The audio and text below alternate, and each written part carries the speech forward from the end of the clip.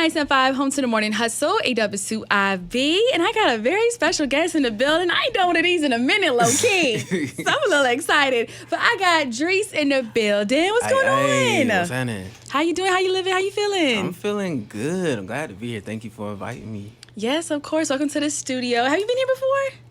I have like internship wise. Oh, but okay. It's a long story on that one. Did it not work out, or not saying it didn't work out. It was just not the station I wanted to actually intern for. Okay. Well, there's only three here, so I think I can pick. Yeah. Okay, but I was learning from the OG though, for real. Okay, cool. Yeah. So still good experience and stuff like that? Yeah, it was a good experience for those 3 days I was up here. A few days? 3. You did a 3-day internship? I wouldn't even call it an internship. Like, he just gave me the chance to really come up here and, learn and shadow behind him. Jerry from 103.9 and Light. Okay. Yeah, he was like, he wanted to help, and I was in Full Sail at the time, and I was just looking for something to get into in the entertainment field. I remember hitting up Deepak, wasn't hearing back from them.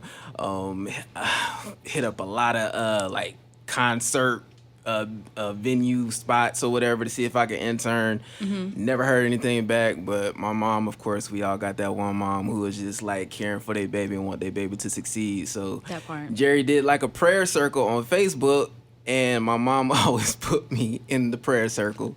Okay. And she, told Jerry, I want my son to thrive in his field in the music business, and I want him to learn all the ins and outs. And Jerry, just being the kind-hearted guy that he is, he told me I could come up here for a few days and, shadow behind him. So I learned some stuff. Wow, it was kind of low-key like a full circle moment. You back here now, we getting interviewed as an artist. Isn't that kind of dope? Yeah. I like it. Well, let's not even fake like we don't know each other, because we do. Yeah. So like, it's not like, sometimes people come up here, it's the first time me meeting them. So like, I already kind of know a little bit a backstory about you and like things like that and everything. So, but for those who don't know, how'd you even get started like making music? I've been making music since it runs in the family first. So it's like my mom's a singer, my grandmother's a singer, my great grandmother, she's a singer, my sister singer, my dad musician, plays any instrument you could put in his hand.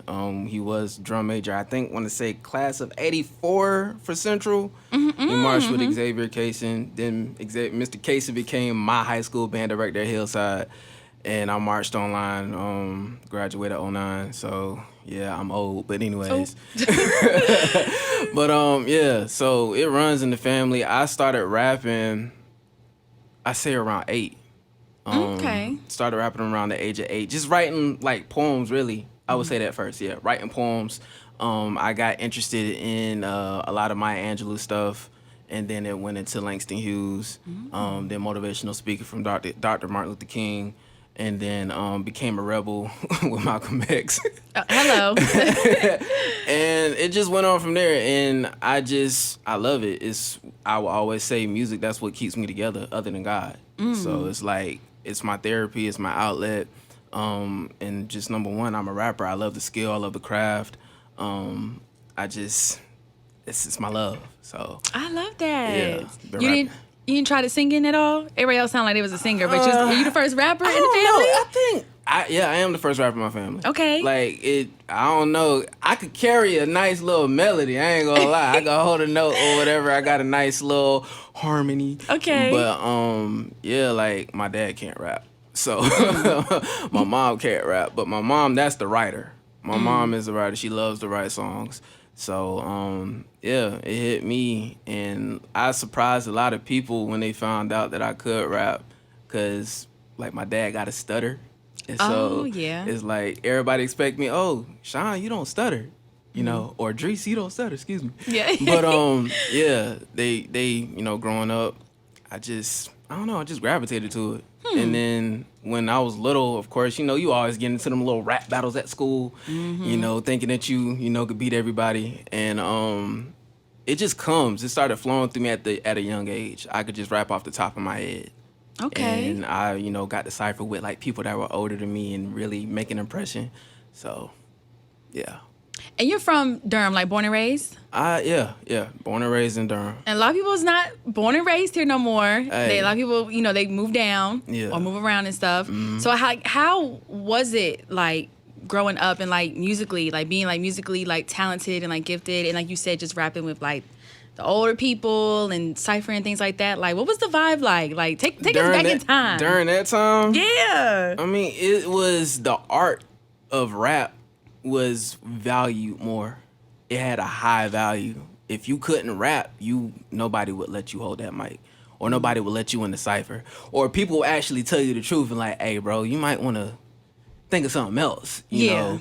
So, and of course, I've been in those type of situations where you have some of those people who say, hey, you need to work on that a little bit, you know? And I had to find me, of course, you know, I had to find that swag. I had the words, but I had to put a lot of things together when it came to rapping. I had to be a little bit animated, you know, learning from the OG Scaz coming up. I was like, 15, 16, going down to Flavor Fruit Studios with me and my bro, my bro Cavassier, just sitting there being a fly on the wall, being a sponge, just looking at the hip hop scene and listening to a lot of the local artists and really taking a lot of pointers. You know, Scaz will always tell me, hey, you need to listen to this person right here.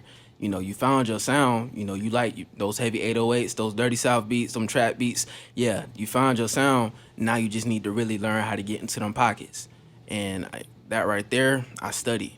And my main person that I studied was T.I. I ain't even gonna lie. Oh, okay. So getting into that pocket and him also being a lyricist, you know, an MC, it was just something that I, you know, again, gravitated to. And coming from a similar background like him, it was like, okay, cool. You know, this is the person that I want to watch. So, you know, watch T.I., watch a little bit of Jeezy, of course. Who else? Southern-wise, of course, UGK. You know, but T.I. was the main one.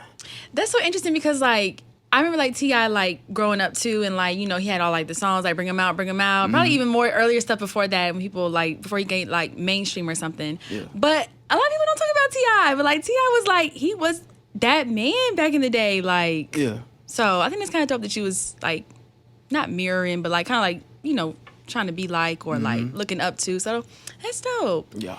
Now, how do you feel about the Durham music scene now? I love it. Oh, still? Okay. I mean, I would say this. There are a few people that I, you know, listen to. I have my own selection, I would say that. Of course, my bro, Cavassier, I'm always going to put him out there. Period. He's just one of them ones that we went to high school together. And when I found out that he could rap, because I was buying snacks from him at that time. He would always had the Gatorades, the Airheads, Skittles. You know, he was the person to go to. But when I found out that he could rap and he found out that I could rap, we just bonded over that. He would always have the mixtapes. You know, he would burn me a CD, bring me the mixtapes to school, especially like Wayne was one of those people that I listened to as well. If it wasn't T.I., it would be Lil Wayne. You know, the Carter 2, Carter 3, the Drought mixtapes. So he would bring those to school for me. So yeah, Cavassier. And then I like what who else is doing something right now? I like what I want to say Yamazawa. Yeah. I can't say his last name, but I like what G is doing. I like what Tree and I want to say Dope Sutton. They got their thing out right now, Durham High. Yeah. So like I like what they're doing, and really Tree and Dope Sutton they formed Wrecking Crew. And I remember, and I came up on the scene with them like when we were performing at Jack Sprat on Franklin Street. And just seeing Tree, first of all, like just going in on the cypher when we would finish the shows. You know, Sky Blue would put everybody up on stage and just grab the mic if you could, but Tree would always hog that mic.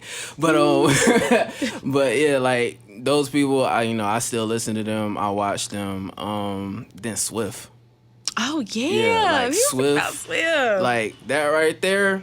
Yeah, he walked like when he went to Atlanta and was putting on for the city. Like I loved it. Then he got Pull Up and it went on Billboard and everything like that. He got signed to Epic. So like Swift is really like an influence for real, an inspiration if you would say. Because if he can make it out and really do what he did outside of the city and then come back and still be on top, that's the inspiration right there for me. No, I So, love shout that. out to them. Yeah. There's so much talent in North Carolina, period. And it's like, I don't want to say I don't want to say like, okay, if you come from Atlanta, it was like everybody, Atlanta had their moment. New York had a moment. And, I think of like Tusi and the Baby and, like Tia Corinne and people like that. Like, we're getting our North Carolina moment. Yeah. But there's other people like, even Anthony Hamilton, you got Sunshine Anderson, like you said, Swift, and like all these other people. It's like, we here. Yeah. Like, we need to be like, I feel like we should just be so much bigger. But I can't even forget Little Brother, though. Like, Little Brother too? Yeah, like I can't forget Little Brother. Like, during that time, I can't remember how old I was, but just finding out, they from North Carolina, and they had their video play on, I believe 106 and Park on BET. Yeah. That right there was just, okay, so we getting some shine. But that right there was amazing. Just seeing that as a kid. I bet so. Yeah. It makes me like kind of hopeful for like the future. Like, we're still kind of relatively young. So it's like we got another like 30, 40 years. Imagine who's going to like come up like next, and people like, I feel like it's just so interesting. But yeah. I wish the scene was more unified a little bit. I just, bring that unity together. We all, it's enough room for everybody to eat. Yes. But it's, I wish it was unified. That's all I'm saying. I do too. We got our cliques, we do. Yeah, but if we did ever just come together, it was like, I think I saw one time, like, it was like one day, like, recently where, like, everybody had, like, their event on the same day. And it's like, I think I see a couple comments, people are like, why don't we just all have, like, it shouldn't be 8 events because 8 different people trying to do their own thing and they have their own people and stuff like that. But, we can hope for the best that one day they do something with everybody. True. Because you can tell when somebody's show is they show and versus somebody else's show. So, yeah. But another thing I want to talk to you about is this trap conscience thing. Yeah. So I want to let you explain because I've noticed, like I said, since been following you, I believe you cleared up the page a little bit, like changed some different things around, and I feel like you're more in your promotional bag and doing a lot of different things and branding wise. So talk about trap conscious. Like, what is going on with that? So it actually I'm gonna say this with my whole chest. Trap conscious is a term or phrase that I created. I've never heard anybody use it or say it before. Of course, now that I be looking it up on Apple Music, there are a lot of people that have it, but ain't nobody doing it like me. Okay. So I'm gonna say that with my whole chest. I'm gonna step up on that hill and stay there. But it was a word or a term I would use to describe myself as an artist when someone would ask me what my sound was. I didn't like telling people, oh yeah, I'm like a J. Cole or I'm like a Kendrick Lamar. I felt like I was myself. I'm original, no carbon copy. I'm one of one. So when I would say that, people were like, oh, they'll catch, they'll get it. They'll be like, oh, okay, trap conscious. You put 2 and 2 together. I like trap music and I like a conscious substance as well. And I meshed or fused the 2 together and I bring a conscious substance over trap beats. It's not gonna really try to make you think hard or anything like that, but I'm gonna make sure I'm gonna give you some bars. I'm gonna make sure I give you some motivation and inspiration, and also something that you could take from it and quote.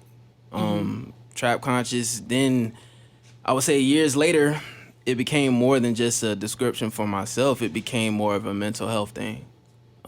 I've experienced depression. I've experienced anxiety. And going through those things, dealing with that, it's like, okay, if you grew up in some rough areas, you know what the trap means. It's basically your environment, what you grew up in those impoverished areas. So if you grew up in the trap, then you know what trap it out means. And you go out to make some money. So we all know mental health is the new wealth. Mental health is new money. So instead of going out and, I say, contributing to that environment of negativity, I turned into a positive thing. I turned it into okay, how are you actually going to trap yourself out of your mind? Because it's a mental thing, really. It's more, okay, I know I'm aware of my surroundings. Am I going to contribute it? Am I going to contribute to the negativity, or am I going to change the narrative and flip it and bring some positivity, bring some light to my people? And that's what I want to do with Trap Conscious. And that's what Trap Conscious is. Love that. You been practicing that? Like how you gonna say it and explain it? No. It just came off the top. It's something that I'm passionate about. Yeah. You know, it's something that you could tell it's sincere. It comes from the heart. It's not. I'm not out here faking like, you know. Oh yeah, I be out here trapping. No, I don't be out here trapping. You know. Yeah, I've grown up in a few traps. You know, I've grown up in the traps in Durham. I grew up in the traps in Wilmington because that's where my family is from. Some of my family. That's where I had to go down to spend my summers. A few years with my father. And, you know, he lived in the rough part of Wilmington. So I've actually experienced, you know, a few things when it came to those rough environments. And hearing, first of all, Outkast talk about the trap. Nobody really knew what the trap was, you know, unless you listen to Outkast. And I was put on the Outkast when Aquemini came out. And listening to that and hearing about that is just like, okay, let me grow up a little bit more. Let me go back to it. And I went back to it like when I was a teenager. I'm like, now I know what y'all talking about. Right. You know, and from there, it was just like, okay, this is my environment. But am I going to stay in this environment? Am I going to contribute to the negativity in my environment? Or am I going to flip the narrative? And that's what I'm trying to do. Or that's what I am doing. Not trying, but that's what I am doing. Come on now. You feel me? Love it. Yeah. And then I saw, like, that also includes, like, merch or, like, a clothing line, Yeah, so all that stuff. Trap Conscious, the EP, is available on all streaming platforms. But what I did, if anybody follows Nipsey Hussle or follow what Nipsey Hussle was doing, he started the Proud to Pay campaign. I call mine the Proud to Pay capsule. With this, I'm giving the fans, the supporter, I'm letting you consume the music how you want to. So if you buy a t-shirt, you go to my page right now at SMN_DRIESE. You go to my page right now, hit the link in my bio. It'll take you to my Bandcamp page. I have some t-shirts up there for right now. I'm gonna be adding hoodies, t-shirts, coffee mugs, other things like that. Cool. But if you go there right now, you buy a t-shirt for $25, you get a free download of the EP. Okay. And I left the checkout open. If you want to give more than just $25, you can. And this is like my third time doing a Proud to Pay campaign. I've never really, like, I remember releasing just a single, and somebody gave me like $100 for that single. Oh wow. You know, so it's the sky's the limit when you do a Proud to Pay campaign. So go right now, $25 for a t-shirt. You can give more if you want to when you check out. Or if you just want to support the EP, it's for $4. For 4 tracks for $4. You could check out, and I left the checkout open for that as well. So you could give more than just $4 if you want to. Or if you just want to support my streams, hit up Apple Music, Tidal, Spotify, however you stream your music. I love it. I kind of like the idea. A lot of people don't do it that way, but I feel like that's kind of like, it makes you stand out already, like by doing something like that, because everybody's like either just drop a single, boom, boom, boom, boom, but it's like come with some, you know, merch, some product, and you get the digital download, and like you said, leaving it open, you know, because people sometimes just want to support so much, and it's like, here, like take my money type thing, you know what I'm saying? So that's dope. So I got to shop with you then. It's a different way. It takes it, like, it brings the control back to the artist. You know, a lot of people want to do a major deal, but it's like when you get signed to a major, you got to do what they tell you to do. Right. You know, but me, a major deal, I don't want to do that. You want to stay like I want to stay independent, but if the deal makes sense, then of course you gotta take the deal. You know? of course, you know. But if it don't make sense, I'm not touching it. You know, I'm gonna keep my control. Now, for artists like I said, I'm not an artist at all. So like, are y'all like, do y'all reach out to management? Do y'all just do things that hopefully like somebody like finds y'all, or like what's like?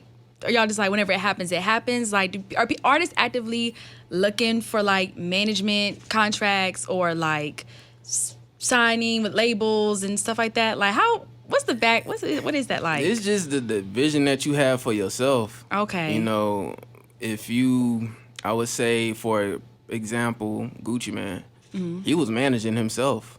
Yeah. You know, he was his own booking agent, and if you can do that by yourself and still, you know, be organized, I would say go ahead and do it. You know, what's the problem? What if it ain't broke, don't fix it. That you part. know? Hello. It just depends. It's really what you see for yourself, vision wise. If you see yourself reaching out to someone to manage you, because I've heard, a few artists that say, hey, they found a manager of a major artist and they approached them and said, hey, I want you to manage me. It worked for some and it didn't work for some. It's all in the vision that you have for yourself. If you want to be signed to a major within 2 to 5 years, then you got to find out what it takes to get that major deal or to get that management deal or to get that publishing deal. It's a lot of things, or contract, black and white, that you really got to look at, and that's what I would really encourage a lot of artists to do, is to really, keep the creative, but also learn the business. Because I went to Full Sail and learned music business, majored in that, got my Bachelor of Science degree in that, and it's a lot of things that a lot of artists don't know that they could get money from. Yeah. Oh, for sure. I know so many artists who don't know about, like, sending their music to, like, TVs and movies and getting, like, those type of deals and, that all right that there. stuff. This is a big one, too. Yeah, like you could really just get a music placement in a show, Power or Kanan or whatever, and you could eat off that check. A lot of people don't know about them, what is it called? Not royalties, but residual checks. Residuals, yeah. Yes, you could eat off a residual check for a long time. Them things, especially if it's new and it's a movie or if it's a show, you get paid quarterly or, annually. Them things come in good handy now. Right. Yeah. That's what I'm saying. Yeah. But a lot of people don't think about that. Like, they don't think about, like, even, like, games and, I mean, the streaming life, Twitch, like, there's so many, like, stuff now. It's so crazy. Yeah. So, yeah, y'all artists, y'all better get up on that. So, Please. For sure. And then I saw you did the song It Is What It Is, Off the Top. Yeah. How was that? It was fun. I got to go to the corner store that I used to go every now and again as a little kid. I got to perform out in the parking lot, and it was hot. Okay. it was really hot that day, but we got through it. But shout out to Mook, like he pulled up on me and was ready to go. Off the top, like they are really putting a lot of North Carolina artists on. Yes. Like they are really giving some people shine right now. And we need platforms like that too. But I released that for my lead single off of Trap Conscious. It's called It Is What It Is. A lot of people love that song, so I was just like, okay, let me go ahead and do a little performance video for that, see what happens. And I've been getting nothing but love from it. People have been commenting, liking, sharing. But I would appreciate if y'all could get my views up on YouTube. Okay. You got my views up on Instagram a lot, but hey, get them views up on YouTube for me. And the link is in my bio. And again, at SMN_DRIESE. And the SMN stands for Say Music Nation. Okay. That is my label. I signed myself. There you go. So yeah, if anybody wants to know or ask that question, there it is. I love it. Because, the full performance is on the YouTube. I saw, after the clip, you said full performance. Was there people, watching you? Or was there people out there? How was it? I don't know if you know who Aunt Bev is. She's like a school teacher. Okay. She literally she was going to church. It was a Sunday. Going to church, she pulled up on me and my photographer, Cash, and she just hopped out the car and started recording. And she was like, I've never seen this before. Like, what is this? And, we explained it to her and everything. And she, put me in her story. And I'm actually on her page. Oh, snap, so okay. I'm going to probably go back and repost that and put it on my page or put it in my Instagram story, because that was like a dope thing right there to have somebody pull up on me like that. And just, she does her whole profile is just based off of grammar and enunciation and speech. What? So it's like, is it salmon or is it salmon? Yeah. Me, it's salmon. So y'all could go somewhere with the silent L, because it ain't silent. You feel me? But yeah. Who else? It was a lot of people at the stoplight. Yeah, a lot of people at the stoplight. They were, they were actually bouncing to it. Just giving me good energy. Nobody was like, boo, not like that. Yeah, I'd be like, oh, well, damn, we can wrap this up. Exactly. So, I'm doing something right then if everybody feeling the song. Right. But, everybody was giving me just good energy, good vibes out there. People that were even coming in just, to get a drink or to get their little rellos or whatever, they, sat right there for a few seconds and listened to what was going on. That's kind of dope. Yeah. Kind of like, free publicity. You out and about, Right. people make a new fan and stuff like that, they could probably film it and post about it. Cause the thing that gets me is like the microphone, like it's just hanging out of nowhere. Yeah. So I be like, where that thing coming from? But then I know how they like. It's a secret. I can't expose that secret. I don't know know it's if secret. Mook want me to expose that secret or not. We gotta keep it hush hush. Gotta keep it hush hush. So. Yeah. But anyways, off the top, coming that's on my it's on the Off the Top platform YouTube page, excuse me. And I put the link in my bio. Then we are going to be, I want to do an official video because of how good it's going. I'm thinking about it. Just trying to figure out how I want to do it. You know, I don't want to do the same old. Me, I think big. Yes. I'm a big creative, so that's one thing I'm working on right now. So y'all gonna get an official video for that from me, for real. Okay. Yeah, I think it's solid enough that like it would go crazy. Like you got to do one for that. Okay. But you should only have 4 on the project. You should do a video for all 4. Well, y'all. I mean, is that too much to ask? Like, God, no. Well, y'all know that the independent budget, everything coming out my pocket. You can make it budget friendly. Yeah. I'm sure you can. Of course. So I actually one of my bros told me to do that, to do a video for every song, because since it's 4 songs. Yeah. So I was like, okay, I'll think about it. Yeah. You know, I'm thinking about it for real, because if not all 4, I'll probably do 2. Okay. I'll probably do 2, and then I'm working on Trap Conscious 2 as well. Okay. So that one's gonna have more tracks on it. Okay, got you. And I'm gonna have some features on there as well. Oh, are you gonna drop that this year or? No, that's probably gonna be like next year, early spring. Okay. Yeah, and I'm gonna just keep pushing it out. I also do want to say, go ahead. Me and my homegirl Stess. Go ahead. Pillars of Sage. We will be having a trap yoga class. So she's gonna be instructing it, leading us, getting our namaste on. You feel me? Yeah. I just want to introduce something different to my community. You know, a lot of people have their own thoughts on yoga. You know, feeling like, that's not for us. You know, when I say us, black folk. But yeah, I want to do something different. I want to bring something healthy to the community. Just showing how to maintenance your mental health instead of having to smoke a blunt. Now, I do get high myself. I elevate, you feel me? But I don't put my problems in a blunt, if that makes sense. That makes total sense. Yeah, so it's beginners. You know, if you are very, very advanced, you know, still come. Yeah. I don't really know what the curriculum is going to be, but it's going to flow. And we're going to just trap it out to some trap music and some conscious music and, you know, share good vibes. That's going to be dope. Because I've done a couple yoga classes before, like just generic yoga, like to like water and bird sounds and stuff like that. But like, I wonder how it would be like with actual like trap conscious music and trap and rap and like all that other stuff. I think it's gonna be dope. It's a dope concept. Get that anger out. Yes. You feel me? I don't know if like it's gonna be man and woman, so I don't really if it's gonna be some twerking there, just let it happen.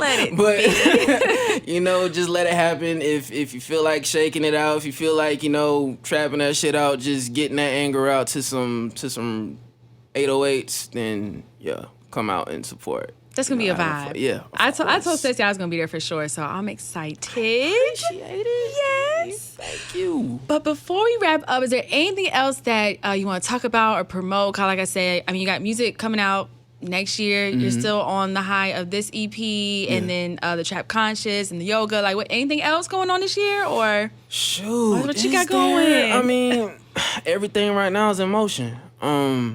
You know, the EP is available on all streaming platforms.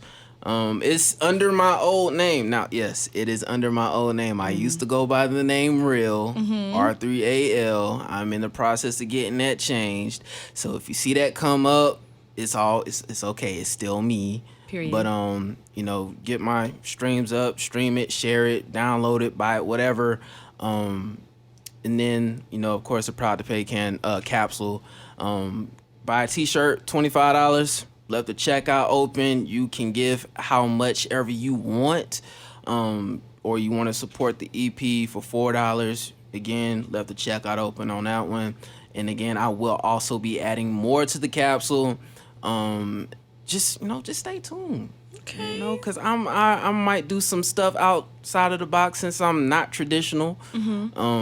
I don't like being boxed in. So yeah, stay tuned. Excited for it. Always gonna look out to see what you got going on and everything. Appreciate it. Let everybody know where they can follow you and get to know you more and be on the lookout for everything you got coming out. Follow me on all social media platforms at SMN_DRIESE. Thank you. Period. I appreciate you so much, Dubb. For sure, Dries. Thank you so much for coming. No problem. And keep it locked to Kate 97.5.